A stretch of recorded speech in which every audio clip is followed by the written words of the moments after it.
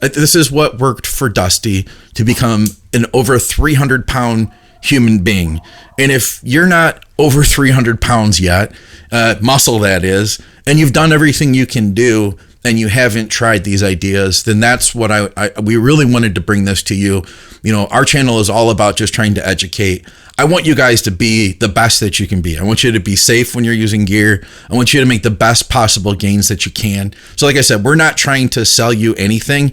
I just want to show you something that I know could be really beneficial to a lot of you out there. Maybe you already are Phil Heath's size. In that case, you're just listening to this for fun, but I doubt you would have gotten an hour in if you're already there, because you already know what to do. You know what I'm saying, Dusty? Absolutely. No, I agree 1,000,000%. And that's something that I try to push on my page a lot is this is just what I do.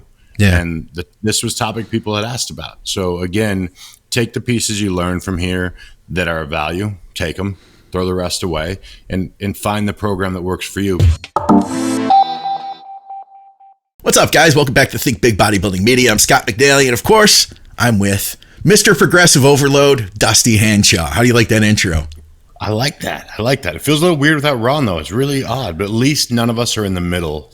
Yeah, that's true. Ron, so we're fine. As Ron would say, we got to do the thing. He'll say something like that. We got to do the thing.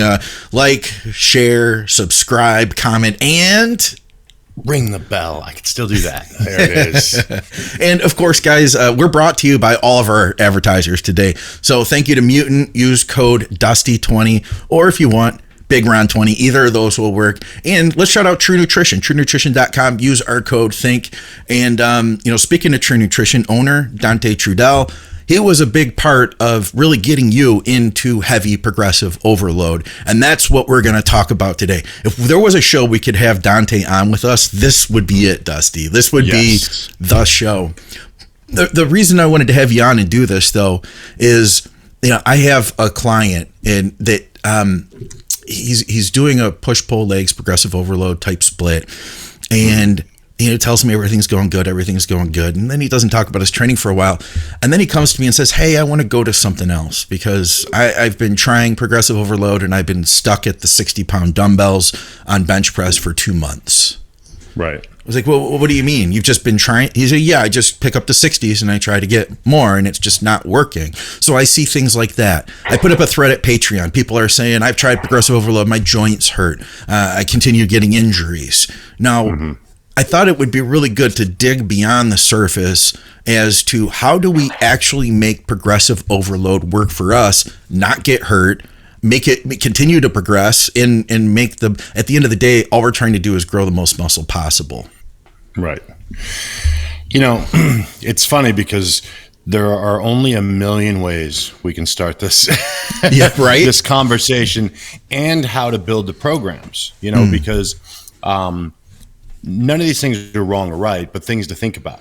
So when you look at, for example, my programs and the way that Dante had me function, we didn't use any weights that were going to put me into a position like a dumbbell. Because let's be straight, when you're doing a press, you've only got 10-pound increments, 5 pounds a side. Okay. Now, if you're fortunate, you go to a gym that's an old school gym and you have metal dumbbells. And if you have that, then you can go on Amazon and buy 1-pound plates that literally are magnetic. Yep. And connect to them, which I've done that. Fantastic, good way to go. If you're not, then that's where I rely. My whole career was barbells, Smith machine, and machines. Okay. That was everything we did. And the reason was just that, was it did allow for me to really break down the increments. It also allowed me to train alone safely, but pushing past the line. I think there's one thing that people don't realize is the majority of people who are listening to this right now will tell you that they train hard. And they do, for what they understand they're capable of. But if you turn around and you were to walk into the gym with a Dante Trudell, with me, with Jordan Peters, you're going to see that they will say you have more left than you think.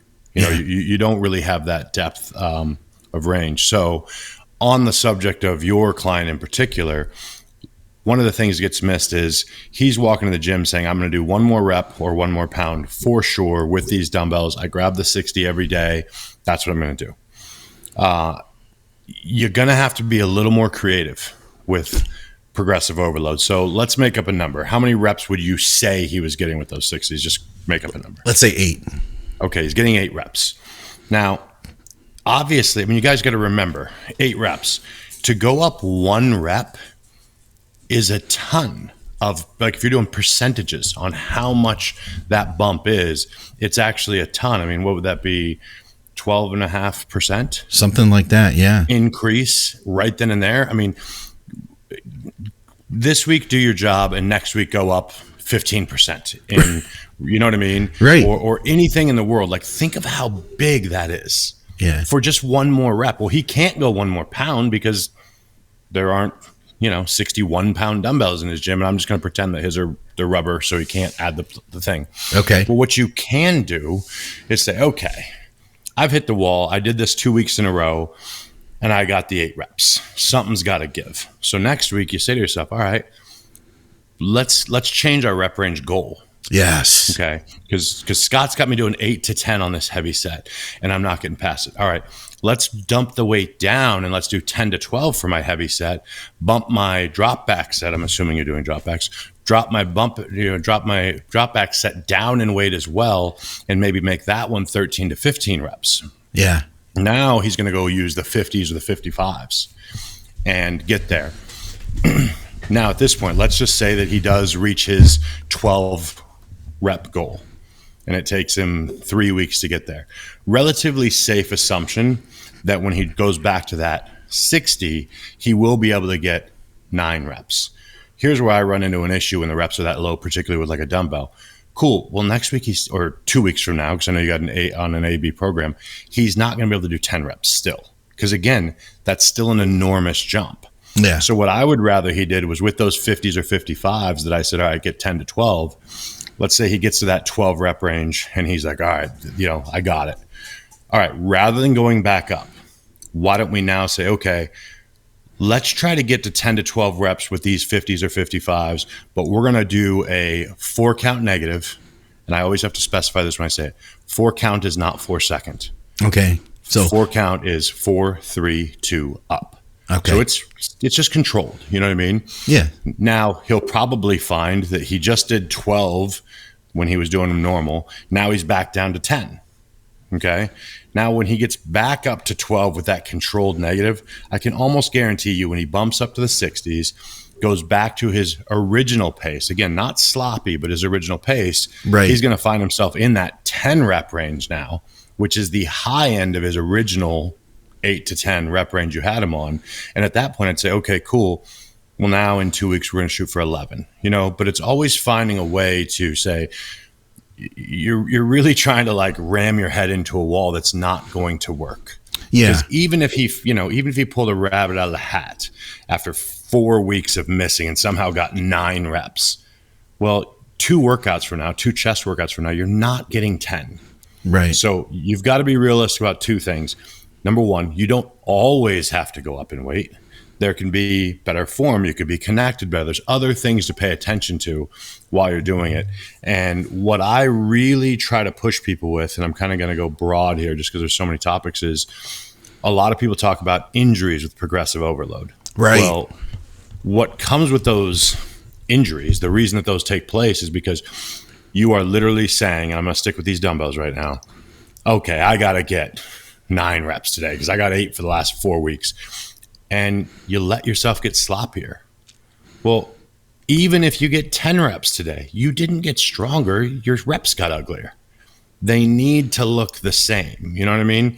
To truly be having progressive overload, you want to keep as many of the variables consistent as possible. Another example would be you do your last warm-up set, and then you take 2 minutes before you do your working set this week. And you do it and you get your rep. And then next week you take 7 minutes. Well, of course you're going to are you stronger or are you more well-rested? You really do want to keep an eye. And I'm not overly anal about it. I didn't have a time or anything, but my training partner, I always trained with someone. So it was easy to kind of go, okay, I go, he goes, he puts the straps on, he goes, he does a set, he racks, we change the weight between mine and his, we change it back between his and mine. Yeah. It's time to go. Yeah, but then you're ready. Give or take, so you're pretty solid. If you train alone, I actually do suggest, like this week, for example, I'm training Nikki. I'm out of the gym right now. I'm taking a week off. Okay. So I literally would tell her after like a heavy set, I'd be like, all right, 2 minutes is the minimum time you're going to wait. So the alarm would beep and I'd go, it beeped. And she's like, all right, I'm ready. And she'd go, but it might be 2:30. You know what I mean? Yeah. Keeping it close is the point. So that time goes faster than you think when you're fatigued too. You know what I mean? Mm-hmm. Let me ask you this. Yeah. How do you stay honest with your reps? Because that was another thing that somebody brought up on Patreon. They said one of the issues they have is they began getting a little looser with their form, in order to get stronger. And you see that. That's my biggest fear with guys that are new to progressive overload. They constantly, they tell me, oh yeah, I'm progressing. I'm doing better. I see what their sets looked like on week 1. And I know that they're using good technique. And 6 weeks later, they're telling me, oh yeah, things are going up. 8 weeks later, things are going up. I said, let me see a video again. And then when I look at that video, they're not doing anything near what they were initially. So not everybody has a coach that's keeping an eye on them. What does somebody do in the gym in order to be honest with themselves? So, I mean, there's a lot of things. Number one, let's just assume that because you want to be honest, that you're going to keep your range of motion proper. Yeah. Okay. And when I say proper, I like to drive this home because everyone's range of motion is different. Like my range of motion on an incline barbell, somebody might say, well, that's not a full range. Because I never come all the way down to my chest, ever. Never have, never will. It was funny because I used to post about it, and John Meadows would tell me, oh, yeah, me neither. I never did a proper incline bench either, because there was no reason to stretch further. But the point is, whatever it was when you started your progression, that's what it needs to stay. So you should be able to police that on your own without being full of you-know-what, unless you're just trying to cheat yourself. And that's what you got to remember. Lying to the logbook is not, you're just lying. Like you didn't get stronger. So do that part on your own. And then what I was a big proponent of was exactly what I just said about the 4-count negative. Whether I trained alone or with my partner, as soon as the bar started coming down, it was 4, 3, 2, up. And I used to, some people say, oh, it's so hard for me to count doing that. Yeah. Because there's so many numbers in my head and this and that. And I'm like, all right, well, make it simple. 4, 3, 2, 1. 4, 3, 2, 2. 4, 3, 2, 3. Yeah. You're going to know where your last one was. But when I trained with a partner, now when I train with Tommy or Matt, they actually counted the negatives for me. Okay. So they would ignore my pace and I had to keep up with their count. Okay. Yeah, that's great. So that made it really, really easy. But there's been plenty of times I've been on the road or whatever and had to do it on my own. And you just be straight with it. But that really, really does help. And there's one of those things where you can tell it. I mean, if you listen to some of my old videos, you'll hear me. It'll be like 4, 3, 2, and I'm about to say 1, and my partner's moving again. I'm like, slow it down. Yeah. Like when I say 1 or 2 or whatever that last number is, that's when you start going back up. Or if they pause at the top, I'm like, foot. And then they start moving. I'm like 4, 3, 2. You know what I mean? You're trying to keep that consistent. So those are the big things. And then another thing is, and I know a lot of you guys, especially the old school guys, have a real issue with bringing your phone to the gym and filming training. I understand, but it's a mistake. Like I literally film every working set I do, aside from when I just can't. But for the most time, I really do, and I don't post them all. It's literally just to make sure, especially once I'm training hard, was that truly to failure? Because there will be times, just like you said, Scott, and this even happens to me, where in my peak, I'm doing a deadlift or something, and I put it down, like, form was slipping. And I looked at the video, I'm like, form was not slipping. Yeah, yeah. And it's good to have that for yourself. You know what I mean? You want to know, very, very key, and that kind of keeps you honest. So you don't have to do it all the time. That's obviously over the top, and I train in the middle of the day, so it's very easy. But every now and then you should just check all of your important lifts. Like, what does that form really look like? Because you'll be shocked how often it looks different in your head. I'm sure you've had this. Clients are like, they send the video and they go, I swore I was done, but I watched the video and I know they're going to tell me I wasn't. Yeah. And you know what I tell people that, because I get it. I get the whole, like, I don't want to be one of those D-bags in the gym that have their tripod out and all that. I get it. I started shooting video when I built my home gym because it's easy. I have a tripod that's just living in the gym. You know what I mean? Mm-hmm. And I just have it set up when I bring my camera we're talking on right now. I'd just take that over, snap it on, shoot the video. Yep. When I'm done, I'd rewatch that to learn. And the way I try to put it to people is like every good sports team, they all play the tapes back. You know, if you're watching football or soccer or whatever, hockey, you know, all these guys, they're all playing the tapes back because we can learn from that. And at my best, I would watch that video of like my top set over, and I'd watch it multiple times and just see like, I'm going to beat this. I could see like maybe for me, I got 11 reps, but that 10th and 11th rep was maybe not quite as tight as I would like it to be. And I know that I can't get another rep. I mean, I'm going to try, but regardless whether I get another rep or not, the next time I do this lift, those last 2 reps, I'm going to own them. You know what I mean? Like they're going to be better. That will be perfect. And that will be a form of progression, you know? Yeah. So that's a great point, because what I advise my clients to do is, okay, say we're doing a 4 count negative on an incline barbell. And at 10, you can't get 11 with the same exact form. Yeah. But if you rack it now, you're also not done. Yeah. So I tell them, all right, don't get sloppy, but loosen the form a little and get that 1 or 2 more reps. But now their logbook would say, you know, 335 times 10 plus 2. The plus 2 is, those were my, you know, loose reps. So the hope is, again, the next time that they come in for that movement, it's, you know, 335 times 11 plus 2 plus 1, or just done. Yeah. You know, so it's understanding which point you're at. And I think that those are enormous things, because that, again, keeps you honest. Like you said, your logbook tells you, because that's the other thing. And one of the questions or comments that you sent me from the Patreon was, you know, I'm trying to do progressive overload, but I'm not keeping track. And I'm like, well, then you're not doing it. Because number one, if you're truly doing progressive overload, you cannot be doing the same workouts in 7 days. It's not how it works. You can't expect to go right back to that bench press as your first movement a week from today and do it again and beat the reps. It's just not enough time, you know. So how I always did it when I was running DC was, I actually had an A, B, and C workout. Okay. And what we had was, I'm completing the entire body in 3 days, a true push-pull legs, and I'm training 4 days a week. So whatever got hit on Monday, let's call it the A workout. Okay. The workout is now Friday. The what workout is Friday? Sorry. E workout of the same movements. Oh, okay. You know, yeah. That means those are different, I should say, the same body parts. Right. Different movements, same body part.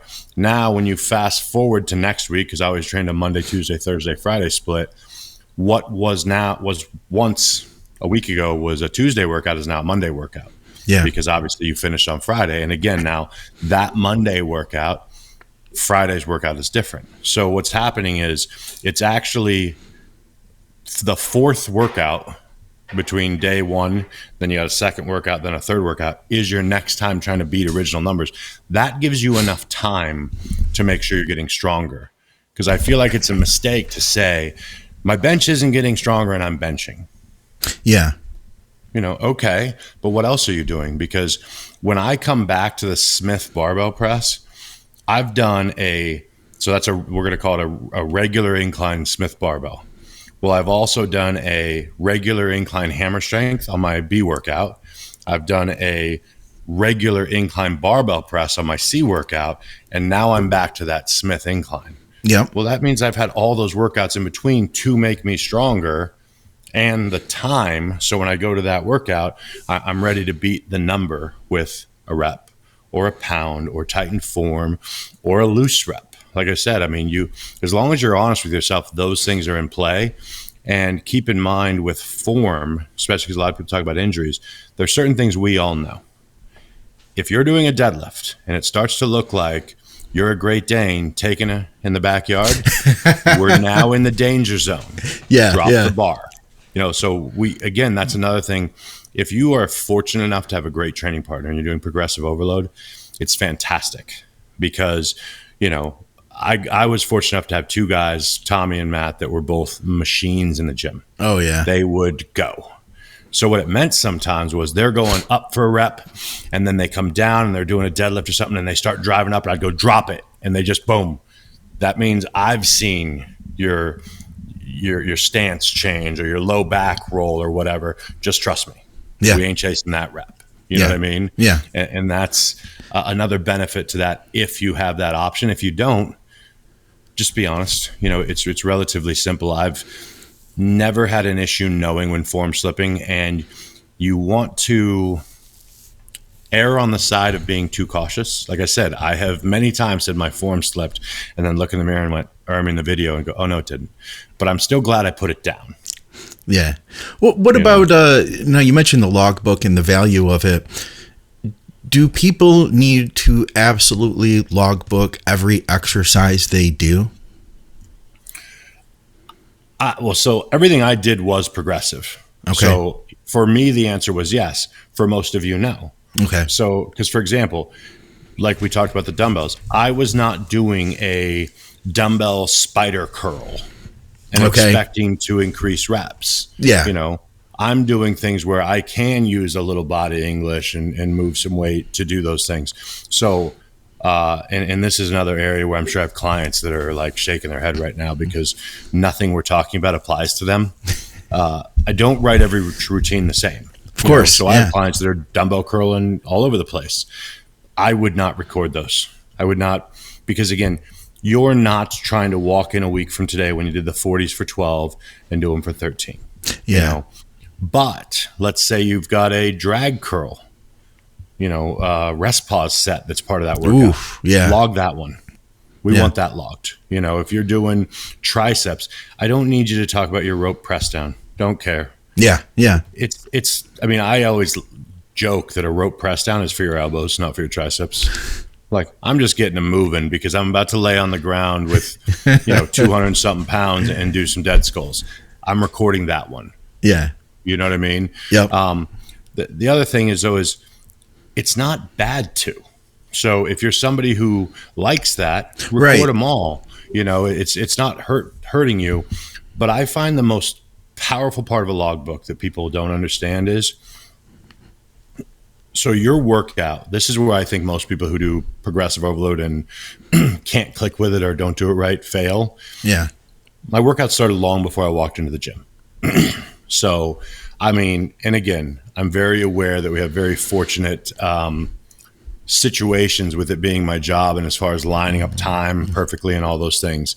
But let's just say you go straight to the gym from work. Okay. Right.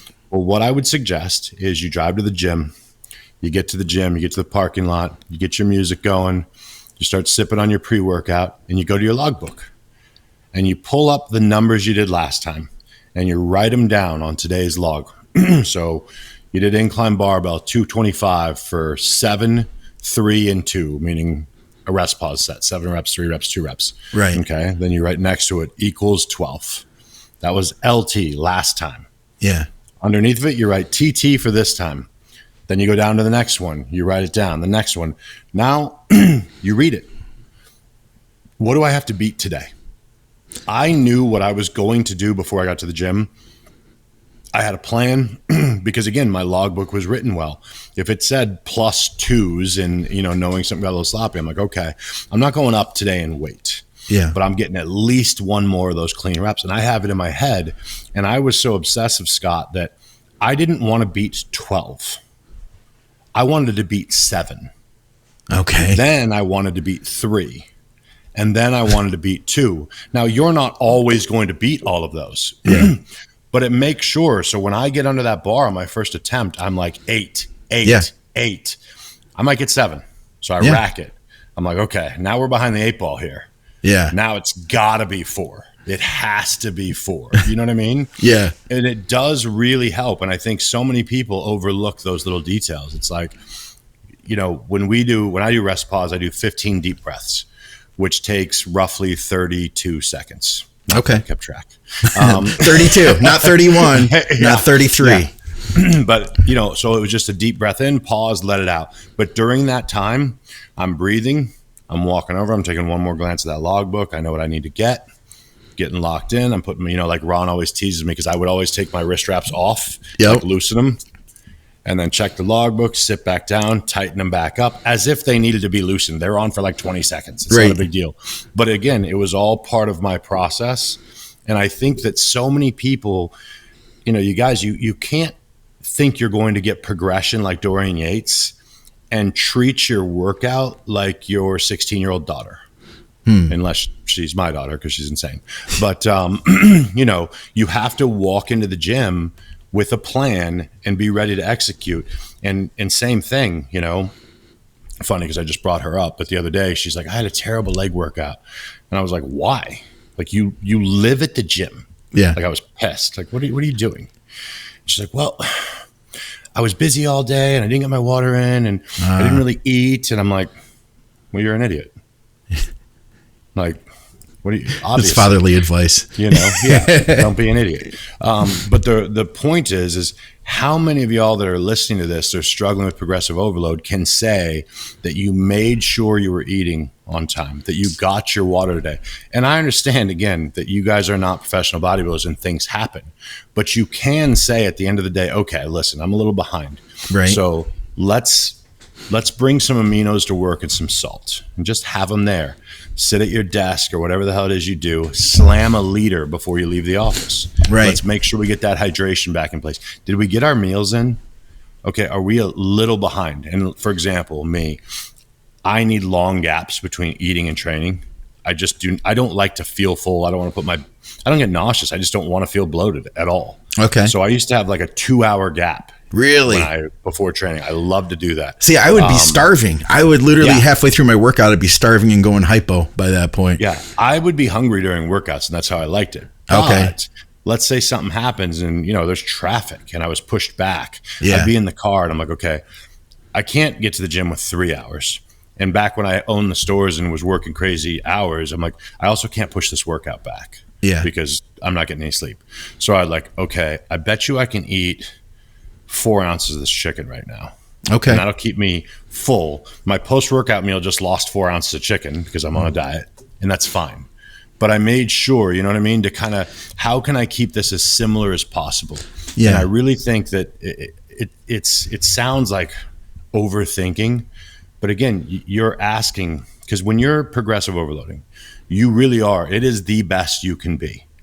So you can't ask yourself on week 7 to be better than you were on weeks 4, 5, and 6, coming into it lesser. Yeah. Think of it like racing cars. If I said, hey, I'm purposely making something that doesn't make sense, but, oh, you're racing a V8 today. Well, 2 went out, so it's a V6 today, and we're going to pretend it would still work at all. Yeah. You're like, that's not going to work. It's not going to be the same car. Yeah, I'm not driving the same car. Same thing. Or, hey, I know we usually use jet fuel, but right now we just have 87. So have a good race. Make it work. Let's beat your record. Right. That's not how it works. So you really want to keep those things in mind. And again, I know it sounds like a lot for somebody who's like, dude, I got kids, a job, a wife. It's not. It's a matter of managing it all down, because like we talked with Dennis the other day and we asked, what's the difference? He's like, people aren't obsessive enough. Yeah. A lot of you guys are wanting a top 10% physique. I'm going to go low. Okay. 10% physique. Well, then you have to be willing to do what the 90% aren't. So maybe you can't take all of my advice. Maybe it's too much, but step back and say, well, yeah, I could do better with hydration. I could spend a minute with my logbook before we walk in, because again, we've talked about this a ton, Scott, but like people come in, they're on a conference call. Yeah. Then they're dealing with their daughter, and then they walk in and like, we're benching today, right? And then they go sit down on the bench and they're like, man, I had a weird workout today. Dude, let me ask you this. You're busy. 5 minutes to just get in the zone. Get into this. And it doesn't, I joke now because I used to be, and I'm sure we've all been there. I'm sure people listening have been there. I used to be like, I had to have the music and the right song or come in the gym. And, and now I can turn that switch on and off, but I still want a minute, Now it's seconds. Like we're doing legs on Sunday and I'll just look over at the bar with 9 plates on it and go, okay. you know, and sometimes, you know, I'll real quick, even now that I'm back to doing this, I'll look back at the logbook, like, ooh, shit. Okay, got to get 11. Okay, here we go. You know, but it's good because you come in and commit to that. And I really don't think, you know, and I know this is kind of a long ramble, but I don't think people realize when they go to the gym and they say they train hard, I do not disagree with them. But if you go in and you're doing logbooking and I say, how was your squat today? And you say, it was the best squat I've ever had in my entire life. Thank you. I'm like, oh, well, that's more than hard then. It's the best you've ever been. Yeah. That's undeniable, you know? And I think that that's an area, I say, you know, so much. I want to point that out to you guys before you point it out to me. Comment below if you already noticed Dusty saying, if you guys can keep track of how many times and shoot it back here. Yeah. No, but it's one of those things where you really can catch yourself and do much better with just a couple little steps. Yeah. Let me ask you this, Dusty. So let's say that somebody is in that position where they just had a crap day at work and they had to work extra and their food is messed up. They're training 4 days a week. Would you be opposed to them taking today off if they knew that they just weren't going to be able to keep their crap together and be their best, in favor of resetting, doing the same thing tomorrow, assuming that you're not going to miss any of your workouts through the week? I don't know. And I'm not even against, you got to remember, it's such an interesting thing. We put ourselves in a box. This is by choice. Okay. And then we act like we're trapped in it. Like, I've had times where I went to the gym and it wasn't there. Yeah. But I needed to train. Like, I needed to train. And I went, okay, we're going to just have a chest day today. Okay. So you're not logging this then, a day like that. Like, maybe this guy, like, at the same scenario, but he's like, hey man, it was such a crap day at work. I know I can't be my best, but at the same time, I need to get in the gym and just tear loose. That's still cool. Yeah. Well, I mean, think about it like this. I mean, a lot of you guys travel. Yeah. Well, you know, let's say you don't travel very often and you go to the gym and they don't have 3 of the movements you're supposed to do today. Yeah. And you're gone all week. Well, you're not going to take the week off. Well, then just take that whole week and have fun in the gym. Yeah. And know that you essentially gave yourself a week to have a good time. And next week when you get home, you get right back on plan, you know. But don't be, if there was another one, but don't be afraid to have those moments. Like you said, sometimes you need to go in and go, it's not today. There's been many times, I mean, I say many, but probably upwards of 10 times in my career that I went in the gym. Twice. You start warming up. 2 times. You start warming up and then you're like, not today. Yeah. I mean, it's just not there. Your shoulders bother you. Something's off. And like I said, sometimes that's go home. Sometimes, I mean, when you're fortunate, like, you know, like I was, sometimes it was come back later.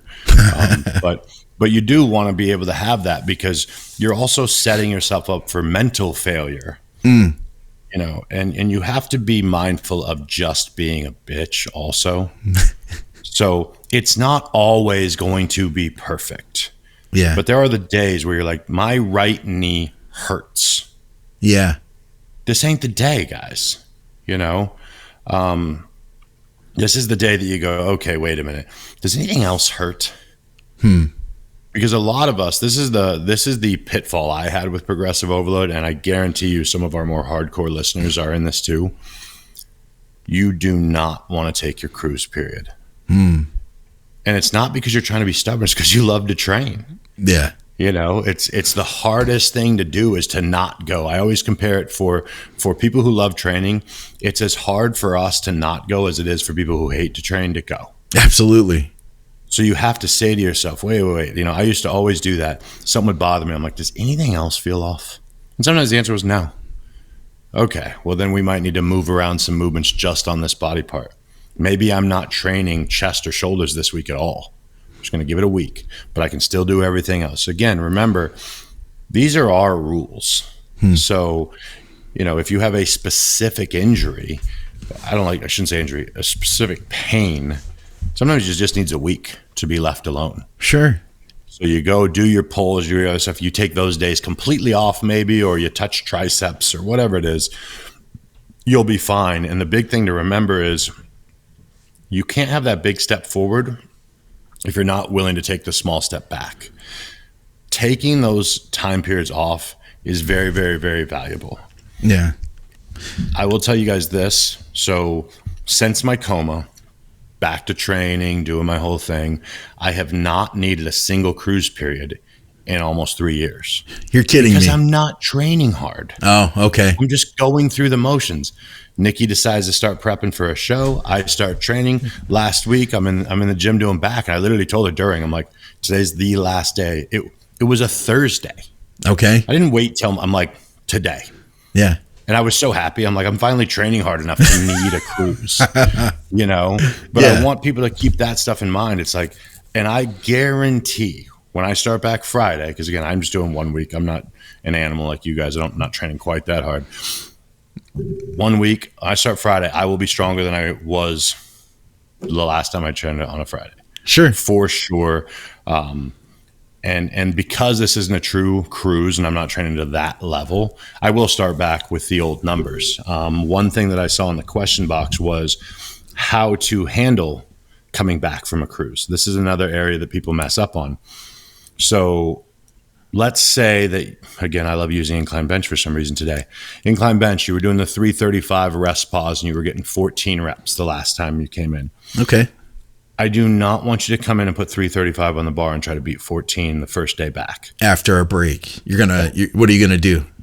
Well, not because you can't. In fact, I've had many clients go, hey, I went against it and I did it. And I totally beat my number. I'm like, I didn't say you couldn't. I said it was a mistake.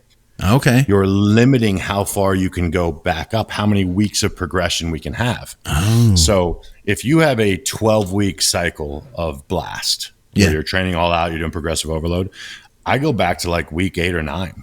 And those are the numbers I start to beat.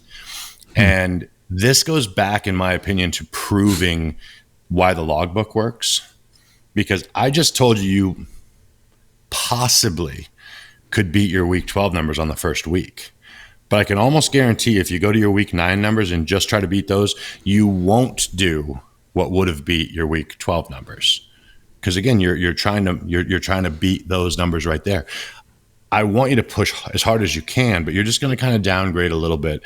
And then the next week they'll go up. And the hope is that each successive week 1 versus week 9, you're stronger than you were there. Week 2, stronger than week 1, not week 10. You know what I mean? Now those numbers are garbage. They don't mean anything anymore. And you start from there. Well, hopefully by the time you're to week 5, you're back to beating what would have been your week 12 before. And now we're at we're only 5 weeks in. The odds that you're going to make that another 8 to 12 week blast if you start right back with those original numbers isn't good. And I know a lot of you guys get this, but some really don't. If it could just be linear, you would have videos of guys deadlifting 1,500 pounds now.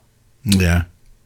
Because how can I tell you guys that I've done progressive overload for my career, but simultaneously tell you the most I've ever deadlifted was 800. And there were times that I was deadlifting 700 again after that. You see what I'm saying? Absolutely. So again, you're starting to manipulate numbers. I think that's another area people forget is you want to be strong in all rep ranges. I think a lot of us get caught up in our comfort zone of rep ranges. It's like, I can do 1,000 pounds on a leg press for 12. Right. And that's awesome. How many pounds can you do for 30? It's a different animal when you start getting up there into those, high double digit numbers, 25, 35. What about you're battling the mind and the wind. But what's cool is when you get strong on those, go back to 12. You are going to embarrass those numbers. Oh, absolutely. And your cardio is going to be so strong. You know what I mean? Most of it's here too, though. You know this, Scott. You walk up to a bar and I tell you to get 1. Well, you're either going to get it or you're not. Yeah. That's pretty simple. 4, same thing. You're either going to get it or you're not. But when you're at 20 and you feel like you're going to die, and I go, cool, 30, 10 more. And they're there. Well, now you're fighting the voice in your head telling you that I'm an idiot because you're already smoked at 20 and I've asked for 50% more, which is asinine. But you're going to find it. That's where Dante's Widowmakers came from. Oh, yeah.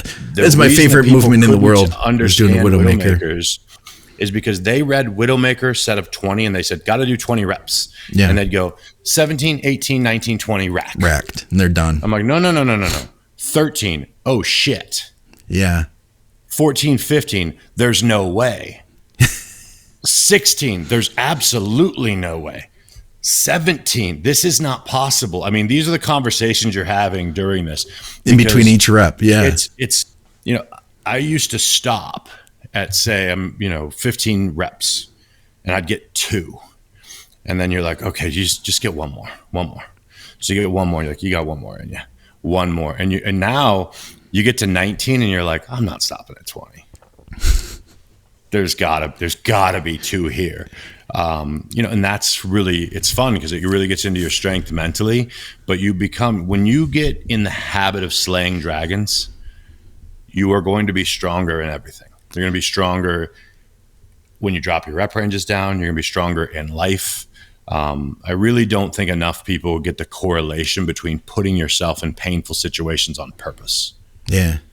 That's powerful beyond the gym, but it does prep you, because if you ask me to do 8 reps, I'm like, cool, no big deal.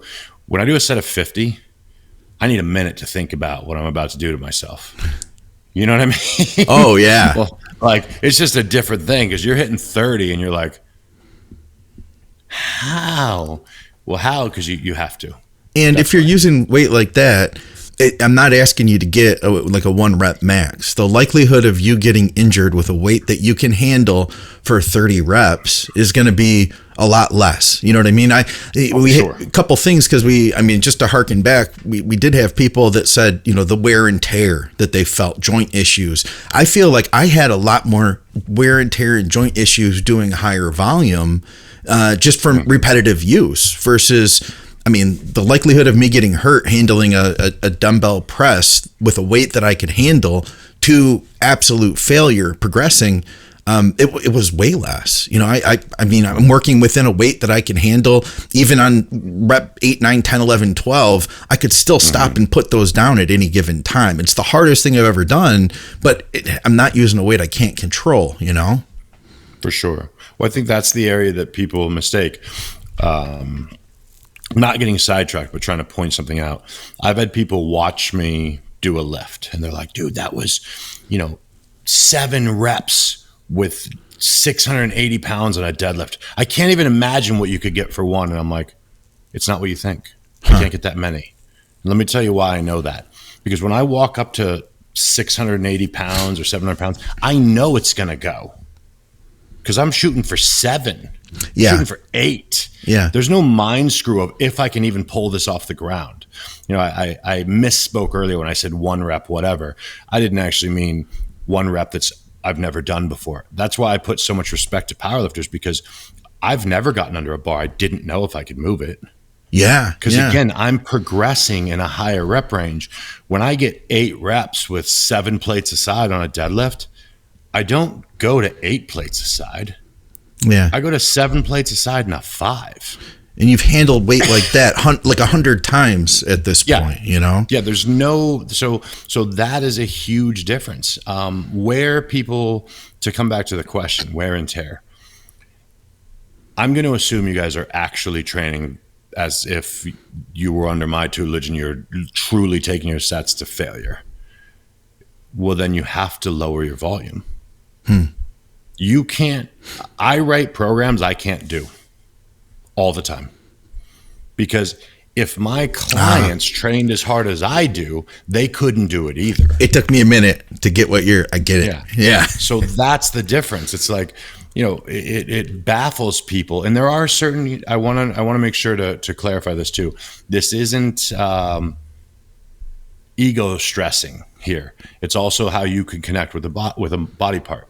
So Dorian Yates has a much better back than I could ever dream of having. Let's throw genetics out. It's just better. We're going to say we're equal here. Okay. His back volume was higher than mine. Yeah. Now, some would argue, well, then shouldn't you up your volume because his back was better than yours? No, I got my peak growth and the things that made me click the most with, what did I do? So a typical back workout, this is going to hurt people's feelings, was 3 sets. I would go in, I would do a rest pause with a pull movement, whether it's a pull-up, whether it's a rack chin, something like that. And then I would do my thickness movement. And it would be a Smith row, a deadlift, a rack dead, or a Smith row. Or I should say, or a regular row. I think I was at Smith. 2 sets. A top set and a back off. I was done. Yeah. You know, I'd have biceps left to do. But point is now most people who watch this are like, that is not enough. You didn't start there, though. You know, like no. you know, that was where you got more and more intense. That might always be too little for you, is my point. Yeah. You might need 7 sets. But if you need 7, you don't need 10. You have to keep that in mind because, and again, let's argue, Scott, that you train harder than me. Okay. That you absolutely, are I know I do. Than me, and you're doing more volume.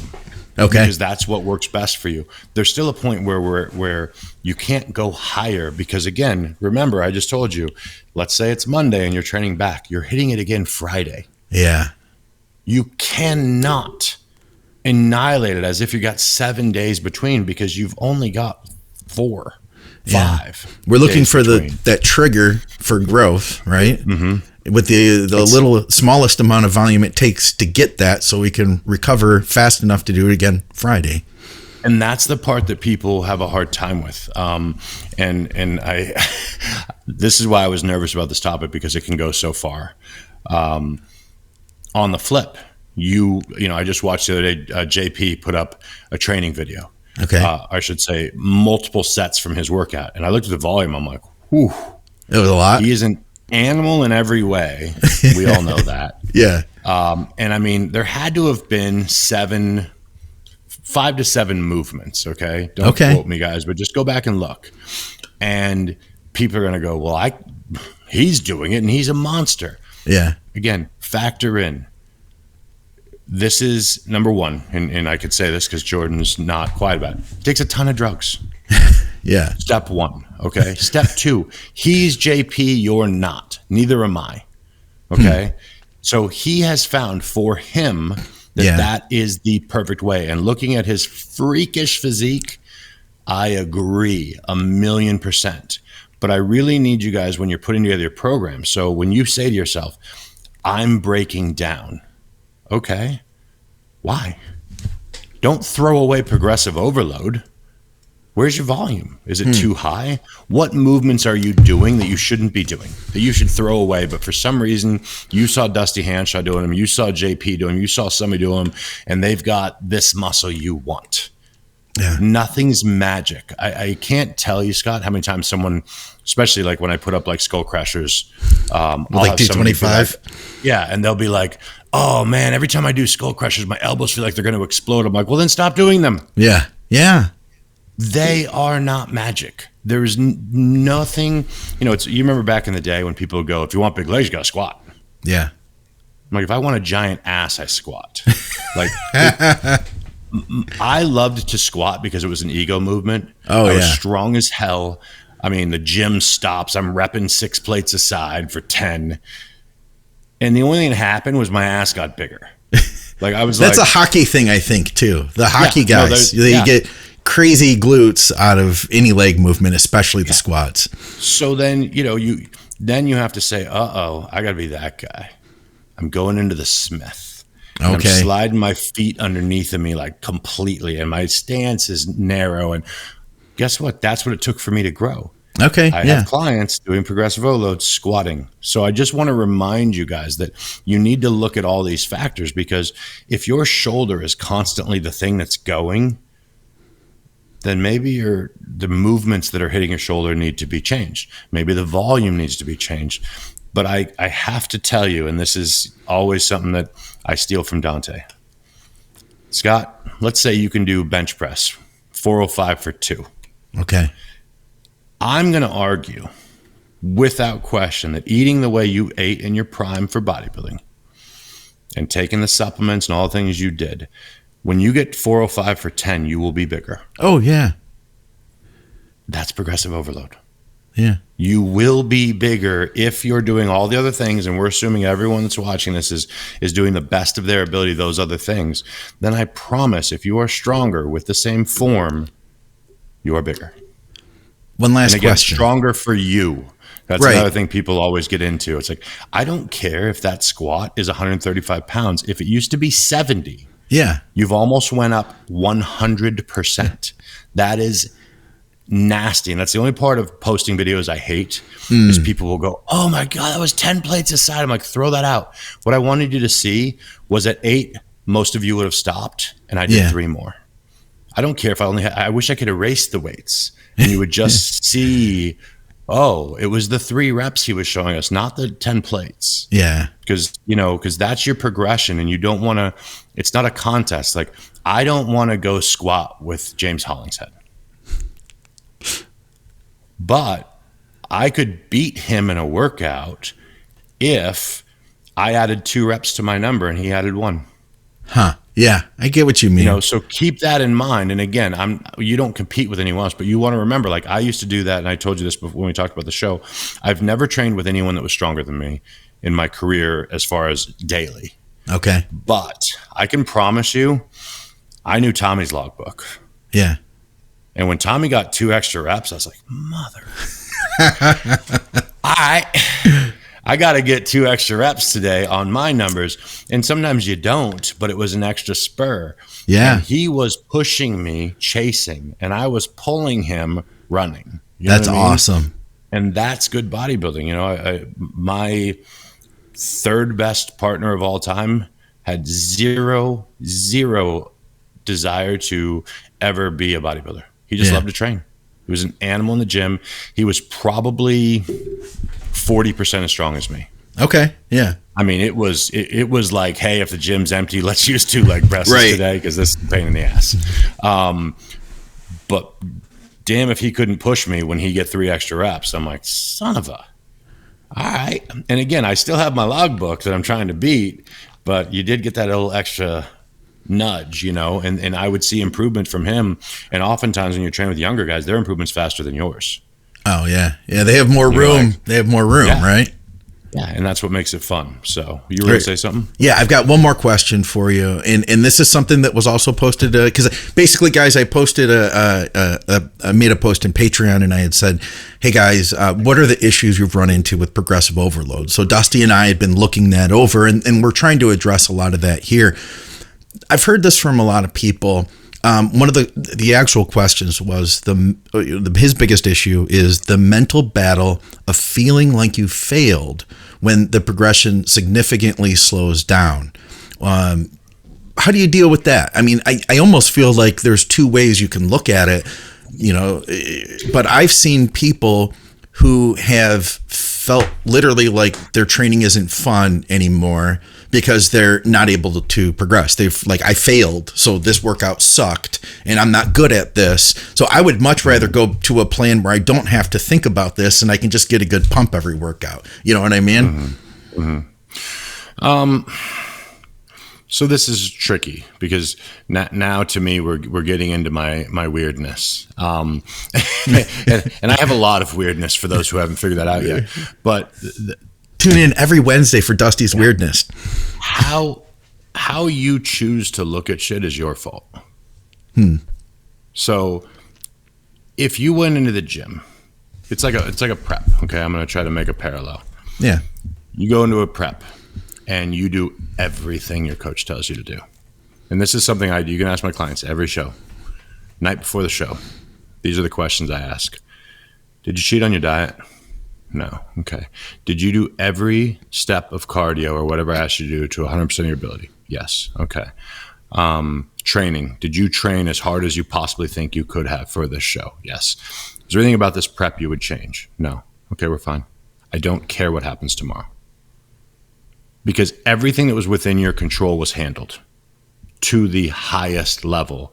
And you know this, Scott. Notice I didn't even talk about placings or other guys better than you beating you. Sometimes a prep just doesn't work out as well. Yeah. Everyone's got their show that was their best ever. And once again, we did not have linear progression. I had 2008, I was better. 2010, I was better. 2011, oh, whoops, not as good. 2012, whoa, way worse. 2013, like that is bodybuilding. In every prep, I did everything right. I would have quit bodybuilding if I took it that way. Yeah. So you just have to ask yourself, again, first step, Watch this video one more time. Are you planning for your workout perfectly? Okay. Did you push everything you could? Okay. And sometimes it's just time to toss a movement. Don't marry movements, date them. That's very, very important. Like, this one ain't working anymore, toss it. Or this rep range isn't working anymore, toss it. It's very important to do that. Look at things. And a lot of people, as you know, I'm hitting a wall. I'm going to change my entire workout. I'm like, you're hitting a wall on bench press. Throw away the bench press. Yeah. Bring in a different press. There, new workout. Move the bench press. It's now the last thing you're doing. Start the progressive overload over. Be creative. You're not looking at those old numbers. It's the fourth movement you're doing now. It was the first before. Yeah. Real simple stuff. But in life, and this is the most trite, pathetic thing I'm going to say, you see what you look for. So if you choose to say, I fail if I didn't get the extra rep, well, that's on you, dude. I don't feel bad for you. Like, you have to say, I literally prepped in every way for this, and I pushed as far as I would. And today it wasn't there. Yeah. Next week it wasn't there. Okay, we're on week 3. It wasn't there. It's not you. Your body is telling you to change something or take a cruise week. So many people, that's their biggest thing, is they refuse to remember we're human. It can't be linear. Like, I wish that I had kept all my logbooks because I would love to show people how not linear it was. Yeah. Or how you would get away from a movement because it was time, and then you go back to it, and first you're getting the rust off, and then you're afraid of weights that you used to manhandle, and you got to kind of get back into that again. I mean, those are the things that are part of the process. But at the end of the day, if your primary goal is improvement and size, then I will argue that progressive overload is the best way for most people. I always have to use the word most before some person comes on here and points out a genetic freak. Yeah, yeah. Such and such didn't use progression. Yeah, it doesn't matter. But if you really get down to it, and if you look at, again, I'm saying as an ocean, as everybody, I can typically tell how someone trains when I see them in shape. Yeah. I'm like, oh, look at Branch Warren's muscle. Yikes. Here's going to throw somebody off. And I'm glad I just thought of this. Look at Justin Shire's muscle. Yeah.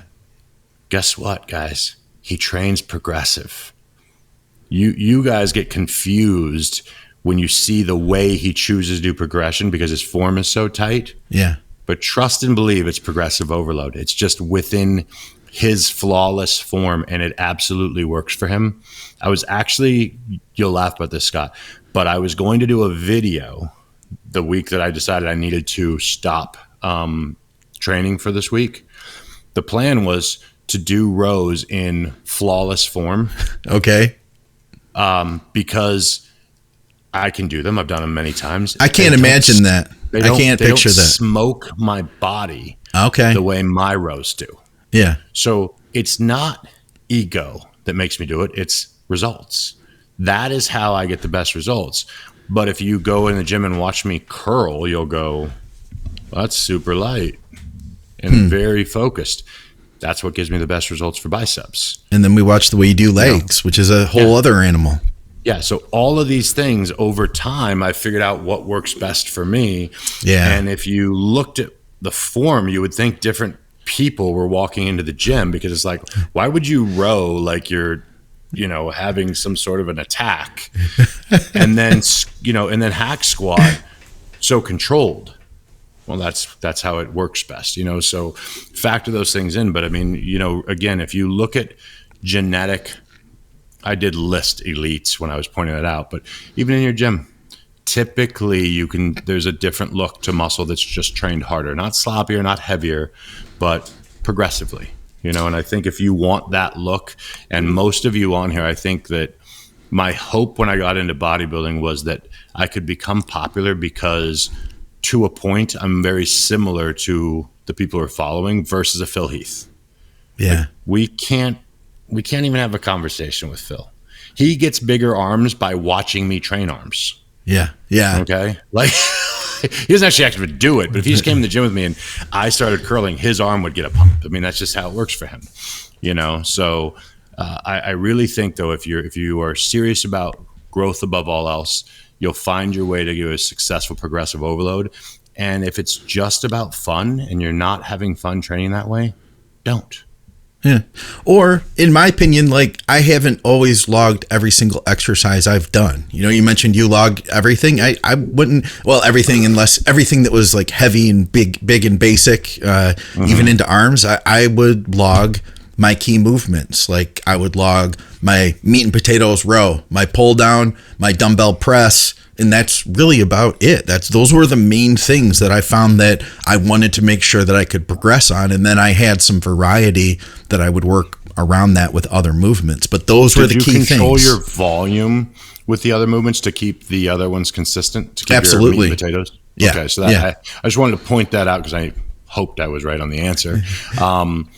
So that is something to point out, guys, is if you're going to do that Scott's way, then make sure he was doing the same amount of sets on the extra movements. You know, you can't decide, okay, this week, including my bench press, I'm going to do these 5 movements with 3 sets apiece. And then next week, do 3 movements and then wonder why your bench press is not progressing. You know what I mean? So the other volume needs to be very similar at least. And I guess I'm only pointing that out too, because for anybody that wants to maybe get into it and is trying to find some sort of middle ground, maybe you'll try just try tracking one thing. If you're keeping the rest of your workout the same, pick that big basic movement that you're really good at. You know that the muscle just absolutely loves it, and start tracking just that one. If you're not tracking anything, just track that one movement per workout, and maybe you'll fall in love with the idea and take it further, you know? Well, think about high school. You know, when I was in high school back in 1926, we only tracked squats, bench, and cleans. That's what we tracked. Yeah. And it was still fun, and they still progressed, and I still got bigger because those 3 movements are essentially full body movements. Absolutely. But that's a prime example of what you're saying, Scott. So you do, it's just like I said with the training, as far as the form and the rep ranges and all these things, find what works for you and find that ground where it's enjoyable and you're getting results. Because I'll also say that if what it took for me to be my best as a bodybuilder was to go in and just do little pump workouts and whatever, I would choose to not be a good bodybuilder because I enjoy training too much. I want to train. It's, you know what I'm saying? And I say it that way because I would not want anyone listening to this to end up not enjoying training because they were told this is the best way to grow, because it's not worth it then. That's a bad trade. Yeah. Well, we're doing this for more than just muscular growth, so make sure it's enjoyable. But I just found for me, and the reason it worked with my personality was I enjoyed the scoreboard. Yeah. Because I was very clear in the understanding that early on in my career, my shows were 2 years apart. And it would be too hard for someone that's like I'm like a 2-year-old. I have no attention span. To stay focused on a goal that's 2 years away without immediate gratification would be very hard. But my immediate gratification was today I beat last week's workout. Oh, you can fall in love with that alone and then almost not want to get into the contest prep. You know what I mean? Because it's a passion. It was a scoreboard. Yeah. I loved having a scoreboard. And then you go, oh man, you know, and it was really good for me again because I wasn't great compared to others. I was not great at bodybuilding. So it really helped me to just focus on what I could. And then I'd look up in the mirror and go, oh, I'm a lot bigger. Because I would not pay attention for 2 months. Anyone who's followed me knows I've worn 4XL t-shirts long before I needed to. And I just would never really see myself. And then every now and then you'd look up 6 months down the line and you're like, holy cow. Yeah. We put on a lot of muscle by keeping our head down and just working. So right on. Very fun. I know we're going to kind of line this up, but I wanted to suggest it verbally to everyone is let us know in the comments if you guys would be down. But I told Scott before we did this that maybe it would be fun to do a live version where we could answer questions on the spot. Scott will have to figure out when that works best with the algorithms of freaking YouTube, but I'm totally down. And I think sometimes it's easy because I've definitely been there where I've listened to something. I'm like, oh, I'd want to ask this. And then I forget, or it's hard to remember. Whereas if we're talking about something on the spot, and I know you've had this, Scott, where someone go, hey, on the show you said this. You're like, I have no idea what you're talking about. I don't remember that. It was 2 weeks ago. I've done, three other shows since, right? Plus you got to remember you were in a flow of a conversation in that moment. Right. So they could even say something like, there's no way I would have said that. And they're like, oh, you absolutely said it. And you're like, so you have to know the context. So I just think that might be valuable for anyone who didn't get enough out of this. Yeah. And if you did and you're tired of hearing me say, then we don't have to do it. No, we should do that. So guys, comment, let us know what you're thinking. Comment with any questions you have ahead of time too. Feel free to comment on this. And I want to say too, there can be some like bite back online sometimes about progressive overload, and there'll be like Arnold zealots that come in and they say, progressive overload doesn't work and blah, blah, blah. And you need to, do a lot of volume. Volume has been proven. All I'm saying is that we're not here to sell you anything right now, literally. That this is what worked for Dusty to become an over 300-pound human being. And if you're not over 300 pounds yet, muscle that is, and you've done everything you can do, and you haven't tried these ideas, then that's what we really wanted to bring this to you. Our channel is all about just trying to educate. I want you guys to be the best that you can be. I want you to be safe when you're using gear. I want you to make the best possible gains that you can. So like I said, we're not trying to sell you anything. I just want to show you something that I know could be really beneficial to a lot of you out there. Maybe you already are Phil Heath size. In that case, you're just listening to this for fun, but I doubt you would have gotten an hour in if you're already there, because you already know what to do. You know what I'm saying, Dusty? Absolutely. No, I agree 1,000,000%. And that's something that I try to push on my page a lot is this is just what I do. Yeah. And this was topic people had asked about. So again, take the pieces you learn from here that are of value, take them, throw the rest away, and find the program that works for you. Because I love pointing it out, but I do not suggest everyone trains biceps the way I do, back the way I do. Just find that sweet spot for you, make sure it's fun. And if you do want to get in on us selling you something, go to IamMutant.com.